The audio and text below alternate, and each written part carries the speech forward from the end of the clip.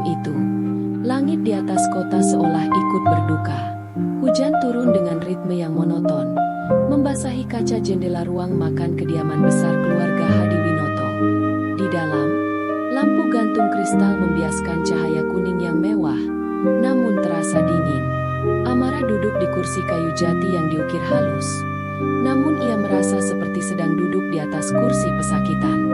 Sudah 6 bulan sejak ia mengucapkan janji suci di pelaminan bersama Ardi. Awalnya, ia mengira hidupnya akan sempurna, menikahi pria yang lembut dari keluarga terpandang. Namun, realita perlahan mengikis mimpi itu.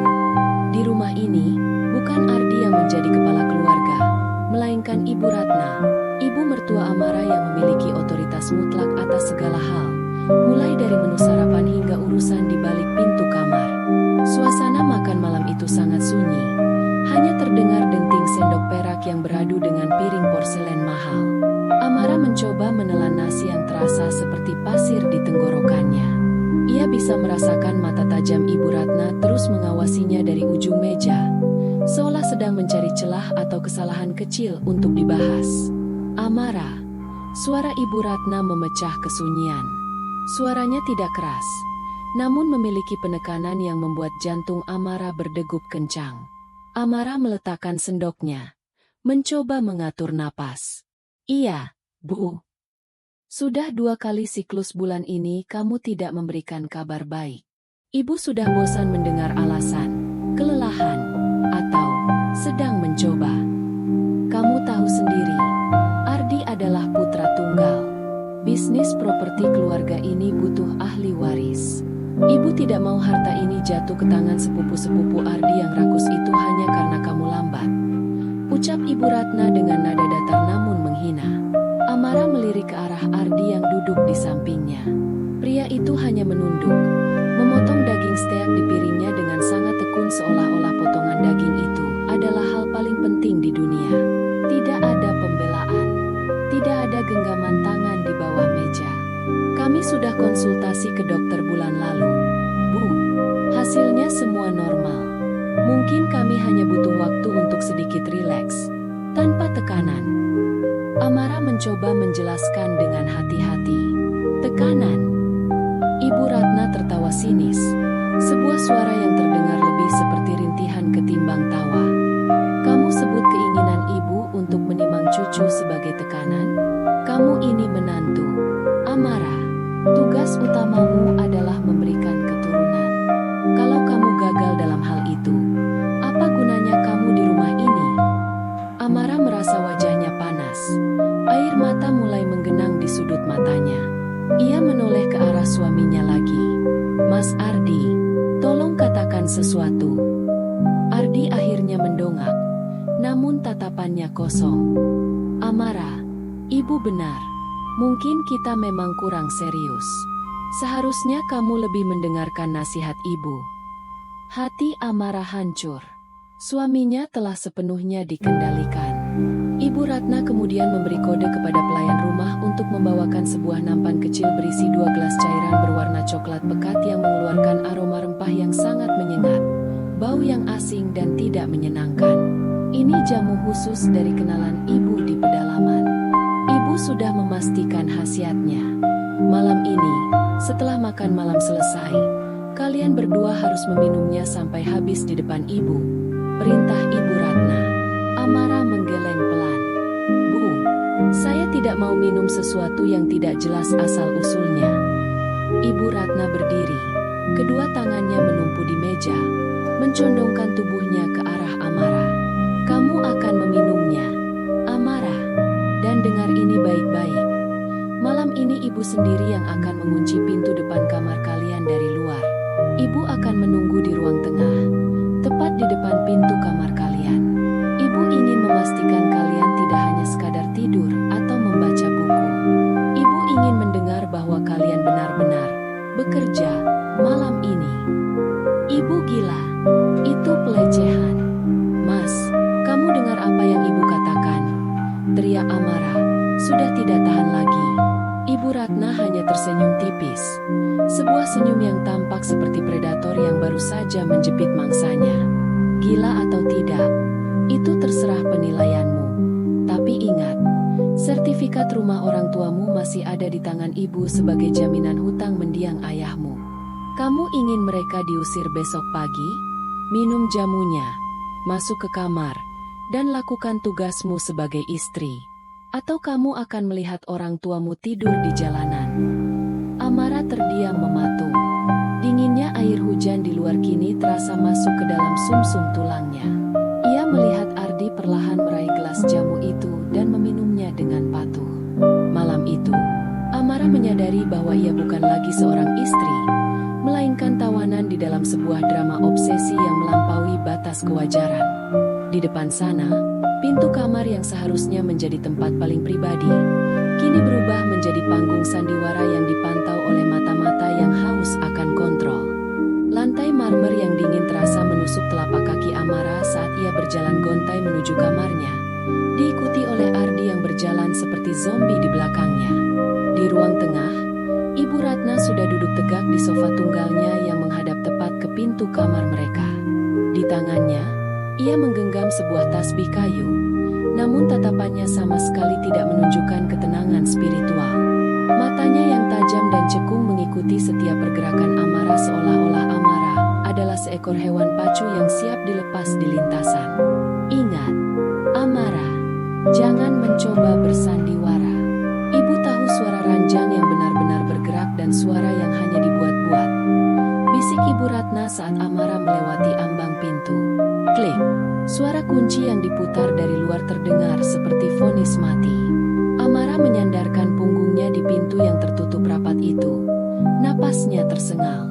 Kamar yang biasanya menjadi tempatnya beristirahat kini terasa seperti kandang besi. Mas, kita harus melakukan sesuatu. Ini keterlaluan. Ibumu sudah kehilangan akal sehatnya. Isak Amara sambil menatap Ardi yang kini duduk di tepi ranjang, memegang kepalanya yang tampak berat. Ardi mendongak, wajahnya memerah. Keringat dingin bercucuran di pelipisnya. Efek jamu yang diberikan Ibu Ratna tadi mulai bereaksi. Cairan itu bukan sekadar jamu kesehatan. Amara bisa melihat dari sorot mata Ardi yang mulai liar dan napasnya yang menderu tidak beraturan bahwa itu adalah semacam perangsang dosis tinggi. Amara, maafkan aku. Tapi ibu tidak akan melepaskan kita kalau kita tidak menuruti keinginannya malam ini. Suara Ardi terdengar parau, bergetar antara nafsu yang dipaksakan dan rasa malu yang mendalam. Tapi tidak seperti ini, Mas. Dia mendengarkan kita dari luar. Bagaimana mungkin kamu bisa setuju dengan penghinaan seperti ini? Amara mundur hingga terpojok ke lemari pakaian. Tiba-tiba, terdengar ketukan keras dari balik pintu. Kenapa masih sunyi? Ardi, Amara, ibu tidak membayar mahal untuk jamu itu agar kalian hanya saling menatap. Cepat, suara Ibu Ratna menggelegar, dingin dan tanpa ampun. Obsesi Ibu Ratna bukan lagi sekadar tentang cucu. Amara mulai menyadari bahwa ini adalah bentuk penguasaan mutlak. Ibu Ratna ingin membuktikan bahwa bahkan dalam momen paling intim sekalipun, ia tetap memegang kendali. Ia ingin menghancurkan harga diri Amara sampai ke titik nol, memastikan bahwa Amara hanyalah sebuah alat reproduksi bagi klan Hadiwinoto. Di dalam kamar, suasana semakin mencekam. Ardi mulai mendekati Amara dengan gerakan yang tidak terkendali. Amara, tolong bantu aku menyelesaikan ini. Jika tidak, ibu akan terus meneror kita setiap malam. Hanya satu kali ini saja, buat dia percaya. Amara menggeleng histeris. Ia melihat suaminya, pria yang dulu ia cintai karena kelembutannya, kini tampak seperti orang asing yang dikendalikan oleh ambisi ibunya sendiri. Di luar pintu, ia bisa membayangkan Ibu Ratna sedang mendekatkan telinganya ke kayu jati pintu kamar, tersenyum puas mendengar perdebatan dan isak tangis menantunya. Setiap detik yang berlalu terasa seperti siksaan. Amara merasa terjepit di antara ancaman kehilangan rumah orang tuanya dan kehilangan martabatnya sebagai manusia.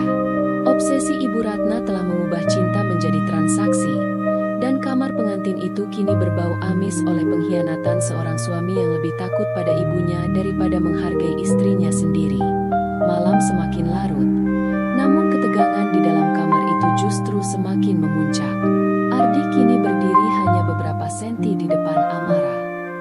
Napasnya memburu. Bau rempah menyengat dari jamu tadi seolah menguap dari pori-pori kulitnya. Amara bisa melihat konflik hebat di mata suaminya. Antara rasa bersalah yang mendalam dan dorongan kimiawi dari obat yang dipaksakan ibunya. "Mas, sadar. Mas, lihat aku," bisik Amara dengan air mata yang mengalir deras. Ia memegang kedua bahu Ardi, mencoba mencari sosok pria yang dulu berjanji akan melindunginya di depan penghulu. Namun, Ardi justru memalingkan wajah. "Aku sadar, Amara. Justru karena aku sadar, aku tahu kita tidak punya pilihan. Kamu tahu sendiri bagaimana ibu. Dia tidak pernah main-main dengan ancamannya. Kamu mau besok pagi melihat truk pengangkut barang datang ke rumah orang tuamu. Tapi bukan dengan cara merendahkan diri seperti ini. Kamu suamiku, Ardi. Seharusnya kamu yang berdiri di depan pintu itu dan menyuruh ibumu pergi, bukan malah memintaku untuk tunduk pada kegilaannya." Suara Amara meninggi, tak peduli lagi jika Ibu Ratna mendengar.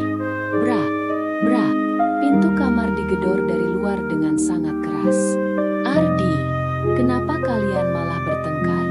Ibu tidak mau mendengar perdebatan. Ibu mau mendengar bukti bahwa kamu adalah laki-laki sejati." "Amara, berhenti menjadi istri pembangkang atau surat penyitaan itu akan ibu tanda tangani sekarang juga," teriakan Ibu Ratna dari balik pintu itu seolah menjadi cambuk bagi Ardi. Bukannya marah kepada ibunya, Ardi justru jatuh berlutut di depan Amara. Ia menangis, namun tangisannya terdengar menyedihkan. Tangisan seorang pria dewasa yang masih terikat tali pusar ibunya. "Maafkan aku, Amara, aku lemah. Aku tidak punya kekuatan untuk melawan ibu. Seluruh hidupku, hartaku, bahkan karierku adalah miliknya. Aku mohon, bantu aku kali ini saja. Anggap saja ini sandiwara agar dia tenang," rintih Ardi sambil memeluk kaki Amara. Amara menatap suaminya dengan rasa ngeri bercampur jijik. Di titik ini, ia menyadari bahwa Ardi bukan hanya tak berdaya. Suaminya adalah kaki tangan dari tirani Ibu Ratna. Ketidakberdayaan Ardi adalah racun yang sebenarnya dalam pernikahan mereka. Ia membiarkan privasi mereka diinjak ingin, membiarkan istrinya dihina, hanya demi kenyamanan posisinya sebagai putra mahkota di rumah itu. Ardi perlahan bangkit. Tangannya yang gemetar mulai meraih kancing bajunya sendiri dengan gerakan mekanis, menuruti instruksi ibunya yang berada di balik pintu. Amara mundur perlahan hingga punggungnya membentur balkon kamar yang terkunci. Ia merasa sangat sendirian. Di rumah semewah ini, ia terjebak di antara seorang ibu mertua yang predator dan seorang suami yang pengecut. "Jangan mendekat, Mas," ancam Amara dengan suara parau. Ia mengambil sebuah vas bunga kaca dari meja rias, menggenggamnya erat. "Amara, jangan begini." Ardi melangkah maju, wajahnya tampak tersiksa. Di luar, suara tawa kecil Ibu Ratna terdengar samar. "Begitu, Ardi, ambil apa yang menjadi hakmu. Amara, menyerahlah. Di rumah ini, rahimmu adalah milik keluarga Hadiwinoto." Malam itu menjadi saksi bisu betapa hancurnya sebuah harga diri ketika laki-laki yang seharusnya menjadi pelindung justru menjadi algojo bagi martabat istrinya sendiri, karena rasa takut yang tak beralasan pada orang tuanya. Suasana di dalam kamar itu kini terasa seperti di dalam kotak kedap suara yang mencekam. Amara berdiri di sudut ruangan dengan vas bunga yang masih tergenggam erat di tangannya. Ia melihat Ardi, suaminya, yang kini tampak bukan lagi seperti manusia yang ia kenali. Pengaruh jamu itu telah mengambil alih sisa-sisa kewarasannya, sementara tekanan dari balik pintu terus menghantam mentalnya. Tiba-tiba, suara di balik pintu berubah. Tidak ada lagi gedoran keras, melainkan suara gesekan benda logam yang masuk ke lubang kunci. Kriek, pintu itu tidak terbuka sepenuhnya, namun sedikit merenggang karena tertahan rantai pengaman dari luar. Di celah yang sempit itu, Amara bisa melihat satu mata Ibu Ratna mengintip, sebuah pemandangan yang sangat ganjil dan mengerikan. Ibu mertuanya tidak hanya menunggu di luar, ia memastikan diri untuk menyaksikan penderitaan menantunya. Kenapa kalian berhenti? Suara bisikan Ibu Ratna masuk melalui celah pintu. Terdengar seperti desisan ular. Ibu ingin melihat kalian mulai. Atau ibu akan memanggil sopir dan satpam untuk masuk ke sini dan membantu memegangi tanganmu. Amara. Darah Amara serasa membeku. Ancaman itu begitu rendah dan tidak beradab. Ia menoleh ke arah Ardi, berharap suaminya akan meledak marah mendengar istrinya diancam dengan cara sekeji itu. Namun, Ardi justru tampak semakin ciut. Ia malah mendekati pintu dan berbisik pelan. Bu, tolong beri kami waktu sedikit lagi. Amara sedang tidak enak badan. Jangan beri ibu alasan. Lakukan sekarang atau kalian tahu akibatnya. Bentak Ibu Ratna dari balik celah pintu. Ardi berbalik ke arah Amara. Matanya merah dan berair. Amara, kumohon hanya sebentar. Biarkan dia melihat apa yang ingin dia lihat agar dia pergi. Aku tidak tahan lagi dengan tekanan ini. Ardi mulai melangkah maju. Tangannya terjulur mencoba meraih lengan Amara. Amara menghindar dengan gerakan refleks yang kasar, hingga vas bunga di tangannya hampir terlepas. Kamu mau aku melakukan ini di depan mata ibumu yang gila itu, Mas? Di mana otakmu? Di mana harga dirimu sebagai laki-laki? Teriak Amara histeris. Teror itu tidak berhenti di situ. Ibu Ratna mulai memasukkan sebuah alat kecil melalui celah pintu. Sebuah kamera pengawas portabel yang ia letakkan di lantai agar bisa memantau seluruh sudut kamar. Ini adalah invasi privasi yang paling ekstrim. Amara merasa seolah-olah seluruh pakaiannya telah dilucuti secara paksa. Setiap detik yang kalian buang adalah satu perabot rumah orang tuamu yang akan ibu bakar besok pagi. Suara Ibu Ratna kembali terdengar. Kali ini dibarengi dengan suara korek api yang dinyalakan di luar, seolah memberi penekanan pada ancamannya. Amara terduduk lemas di lantai. Ia merasa kotor bahkan sebelum disentuh. Teror di balik pintu itu bukan lagi tentang menginginkan cucu. Itu adalah tentang penghancuran jiwa. Ardi mendekat perlahan, mencoba memeluk istrinya yang terguncang.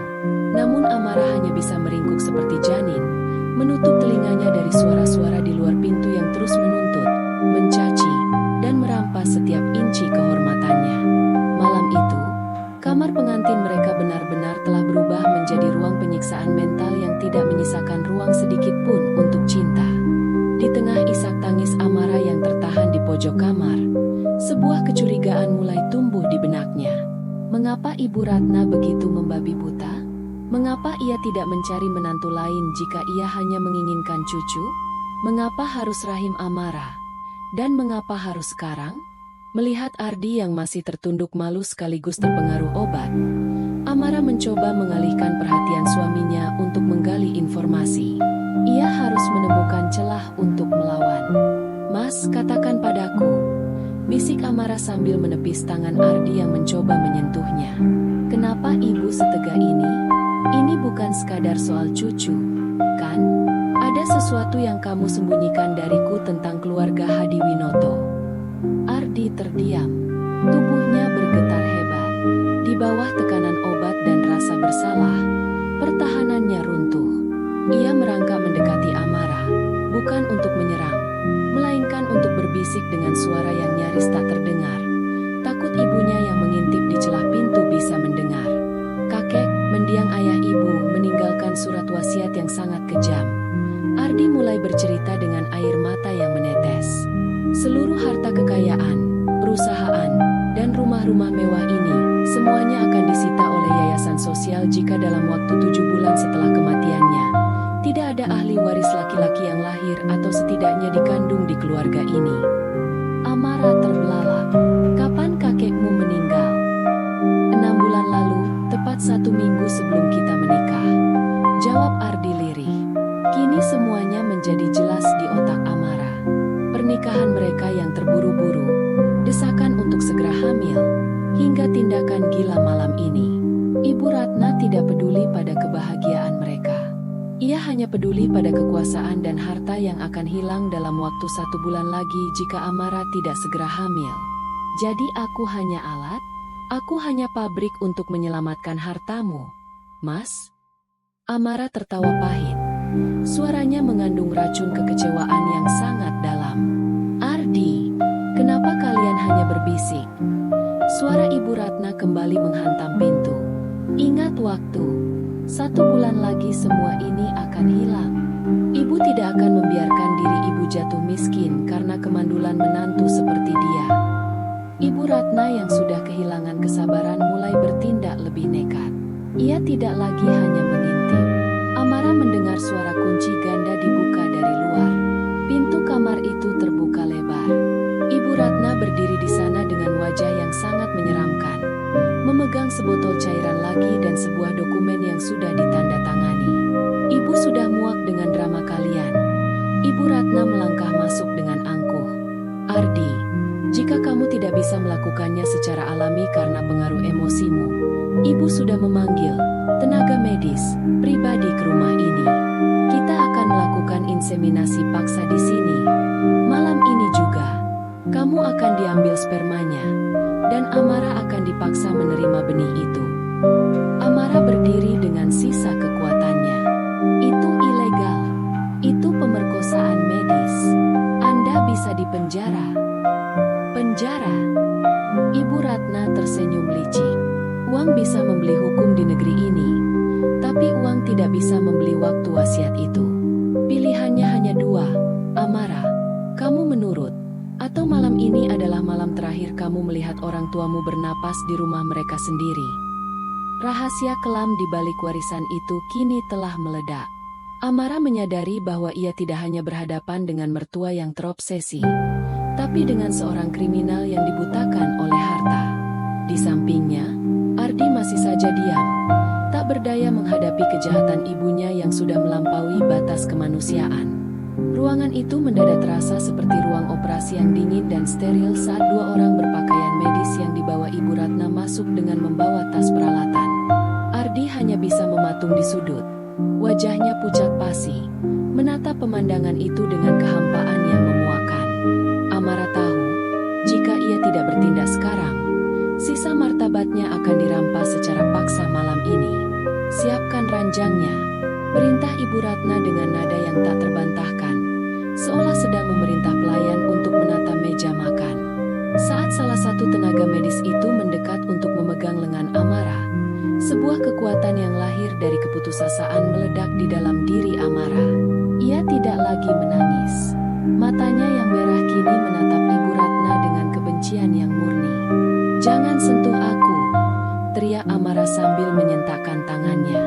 Ia meraih ponselnya yang tergeletak di meja rias. Namun dengan cepat Ibu Ratna merebutnya dan membantingnya ke lantai hingga hancur berkeping-keping. "Tidak ada telepon. Tidak ada bantuan. Amara, kamu hanya punya satu pilihan. Patuh," ucap Ibu Ratna dingin. Namun, Ibu Ratna meremehkan satu hal. Amara telah menyembunyikan sesuatu sejak awal makan malam tadi. Selama perdebatan panjang di kamar, Amara sempat menyalakan fitur rekaman suara di jam tangan pintarnya, smartwatch, yang masih melingkar di pergelangan tangannya. Sebuah hadiah dari mendiang ayahnya yang memiliki fitur sinkronisasi otomatis ke akun cloud miliknya. Ibu pikir ibu bisa menang. Amara mundur ke arah jendela balkon. Semua ucapan ibu, ancaman ibu tentang surat wasiat, rencana inseminasi paksa ini, semuanya sudah terekam dan terkirim ke pengacaraku. Ibu Ratna terhenti sejenak. Wajahnya mengeras. "Jangan membual. Kamu tidak punya akses keluar. Cek saja akun cloud yang terhubung dengan jam tanganku ini, Bu. Jika dalam 1 jam aku tidak menekan kode pembatalan, rekaman ini akan otomatis terkirim ke pihak kepolisian dan juga ke pihak yayasan yang menunggu warisan kakek Ardi. Bayangkan apa yang terjadi jika yayasan tahu ibu mencoba mencurangi wasiat dengan cara kriminal," ancam Amara, meski jantungnya berdegup kencang karena ia sebenarnya sedang menggertak soal pengiriman otomatis itu. Ketegangan di ruangan itu berubah drastis. Ibu Ratna tampak ragu untuk pertama kalinya. Namun, yang mengejutkan adalah Ardi. Mendengar kata polisi dan yayasan, Ardi seolah tersengat listrik. Rasa takutnya akan kehilangan harta ternyata lebih besar daripada rasa takutnya pada ibunya.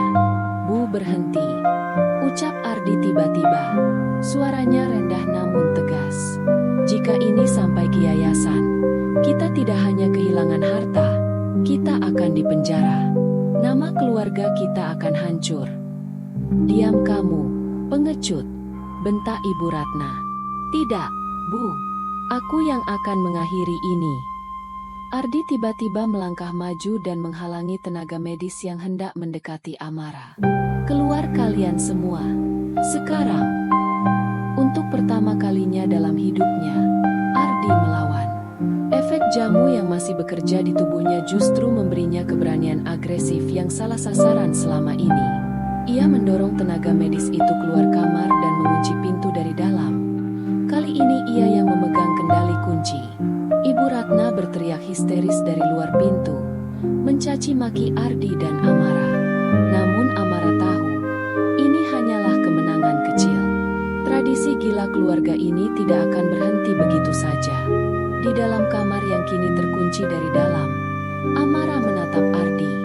Meski Ardi telah melindunginya, rasa jijik itu tetap ada. Terima kasih, Mas. Tapi ini belum selesai, kata Amara sambil mulai mengemas barang-barangnya ke dalam tas kecil. Aku pergi malam ini juga. Dan jangan coba-coba menghentikanku dengan alasan hutang atau rumah orang tuaku. Karena jika ibu melakukan itu, rekaman ini benar-benar akan menghancurkan kalian.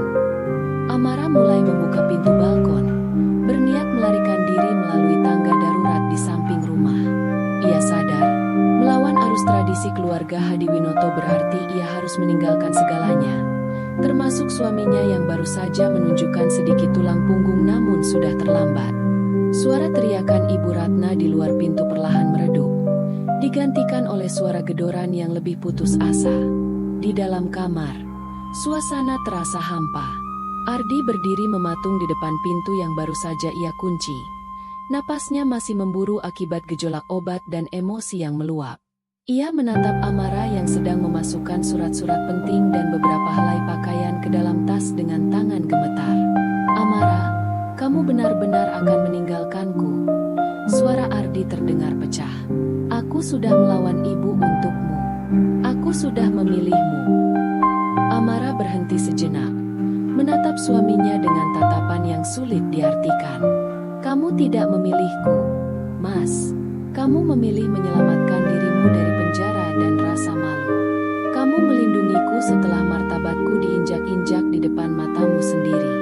Itu bukan perlindungan. Itu adalah upaya penyelamatan terakhir bagi pengecut. Amara menyampirkan tasnya di bahu.